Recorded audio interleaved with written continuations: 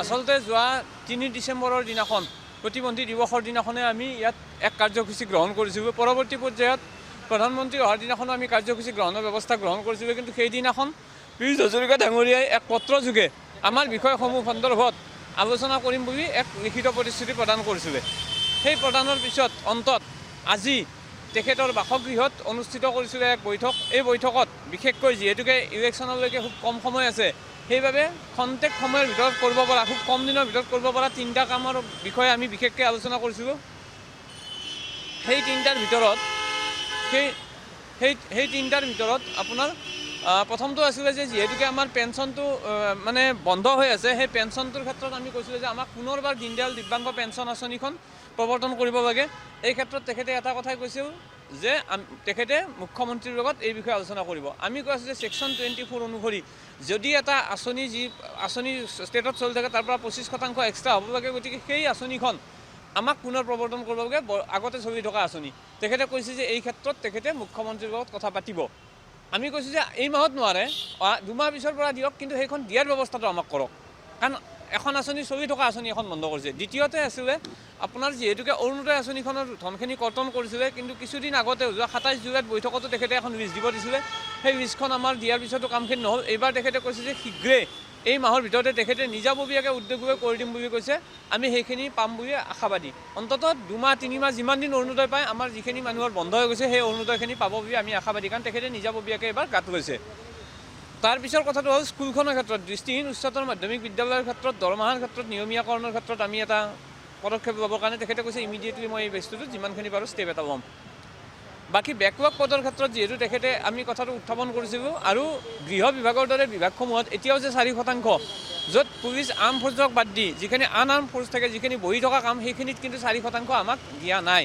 সেই কথাটো আমি উত্থাপন কৰিছিলোঁ। তেখেতে কৈছে যে বিভাগীয় বিষয়ালৈকে লিখিব, আৰু যিহেতুকে এইখিনি সময়ত বেকৱাৰ্ড পোষ্টখিনি পূৰণৰ নাই, আমি কিন্তু আমাৰ সদস্যসকলে এই বিষয়ে উত্থাপন কৰিছিলে, কিন্তু তেখেতে কৈছে যে এই বিষয়ত এই মুহূৰ্তত কৰিব পৰা অৱস্থাত নাই। গতিকে পৰৱৰ্তী পৰ্যায়ত যদি চৰকাৰ আহে তেতিয়া আমি চাম, কিন্তু শীঘ্ৰে তেখেতে এই যে পুলিচে যে 4% পোৱা নাই, এই বিষয়সমূহত আমাৰ যিখিনি বিভাগে দিয়া নাই এতিয়াও, সেই বিভাগসমূহলৈকে পত্ৰ প্ৰেৰণ কৰি তেখেতে আশ্বাস প্ৰদান কৰিছে।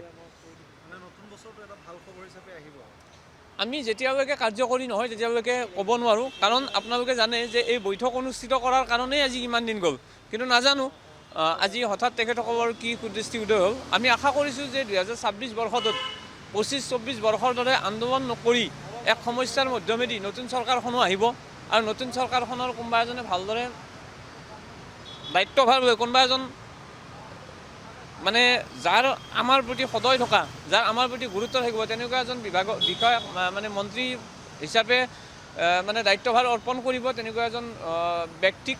আৰু অনাগত দিনত আমি আজি যিখিনি কথা আলোচনা কৰিছোঁ এইখিনি আমি সফল হ'ব বুলি আমি আশাবাদী।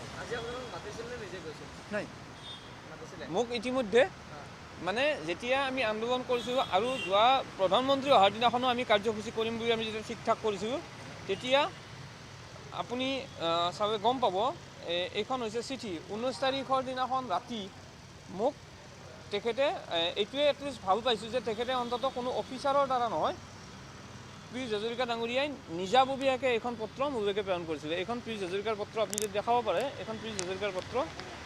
পীযুষ হাজৰিকাই মোক নিপেন বজাৰকাৰৰ নামত তেখেতে কৈছিলে যে আমাৰ বিষয়সমূহ আলোচনা কৰিব বুলি তেখেতে নিজাববীয়াকৈ কৰিছিলে, কাৰণ আমি নিজে এতিয়ালৈকে যোৱাৰ কথা নাই। আৰু সেই অনুসৰিয়ে 29 তাৰিখৰ ভিতৰত হ'বলগীয়া আছিল, কিন্তু 29 তাৰিখে গৃহমন্ত্ৰী ডাঙৰীয়াৰ কাৰ্যসূচী থকাৰ কাৰণে 2 দিন দেৰি হ'ল, সেই বিষয়ে আমাক জনাইছিলে। আৰু যোৱাকালিও তেখেতে তেখেতৰ অফিচৰ পৰা তেখেতে মেছেজ দিছিলে, দি পেলাই আজিৰ দিনটোত 4 বজাত তেখেতসকলে মানে হেৰি কৰি 3 বজাত তেখেতসকলে এইটো ফিক্স কৰিছিলে। নহয়, আশ্বস্ত বুলি আমি যেতিয়ালৈকে নাপাওঁ, কাৰণ আমি যথেষ্টখিনি কষ্ট খালোতো আজিলৈকে। মানুহটো আশা আৰু ভাষাত জীয়াই আছে। আমিও আশা কৰিছোঁ যে এইবাৰ অন্ততঃ কিবা এটা হ'ব, কাৰণ আজি তেখেতে অন্ততঃ আজি এটা বস্তু আমি ভাল পাইছোঁ যে তেখেতে ৰেছপন্সটো আজি অলপ ভাল দিছে। ইয়াৰ আগত যদিও মিটিং হয়, মিটিঙৰ নামত মিটিং হয়, আৰু মিটিংবিলাকত কথা কোৱাৰ কোনো পৰিৱেশ নাথাকে। আজি অকল প্ৰতিবন্ধী সুৰক্ষা সংস্থা অসমৰ লগত দৃষ্টিহীন পৰিষদ আছিলে, আৰু অল বিটিএডি আৰু মধ্য অসমৰ আমি ব্যক্তিসকল আছিলোঁ, কিন্তু বেলেগ তেনেকুৱা খেলি মেলি কৰা কোনো ধৰণৰ ব্যক্তি নাছিলে। কথাখিনি শুনিছে, ৰেছপন্সটো ভাল দিছে, কোনো ধৰণৰ মানে বেমেজাবি হোৱা নাই। আগতে মিটিংবিলাক কৰাৰ নামত কিছুমান হোৱাই নোহোৱাই কিছুমান ব্যক্তি আহি পেলাই তাত চিঞৰ বাখৰ কৰি মিটিংখনৰ কোনো ধৰণৰ পৰিৱেশেই নোহোৱা কৰি দিয়ে। আজি কিন্তু সেই পৰিৱেশ নহয় যে, তাৰ কাৰণে আমি ধন্যবাদ জ্ঞাপন কৰিছোঁ। এই ধৰণে যদি অন্ততঃ আলোচনা অনুষ্ঠিত হয় তেতিয়াহ'লে অন্ততঃ আমি সফল হ'ম বুলি আশাবাদী।